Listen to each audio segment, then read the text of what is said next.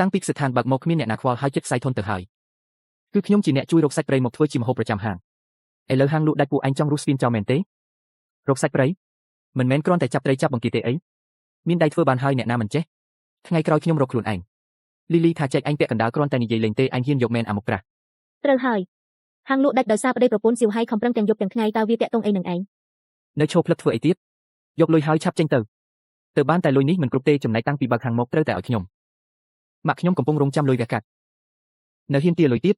ពិតជាលោកខ្លួនមែនខ្ញុំឲ្យអញចង់បានលុយសំឡោអីចង់វាខ្ញុំមែនទេមកសាកវាមើល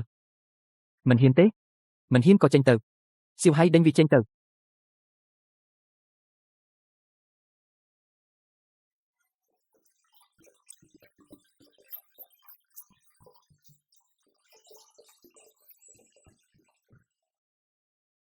លោកលូហ្វានខ្ញុំគឺស៊ូយូធានជាអ្នកគ្រប់គ្រងទូទៅនៃសន្តាគារតុងហ្វាងចង់ពិភាក្សាការងារជាមួយលោកស្អីគេសន្តាគារតុងហ្វាងសន្តាគារឯកជនធំបំផុតក្នុងក្រុងនឹងមែនទេ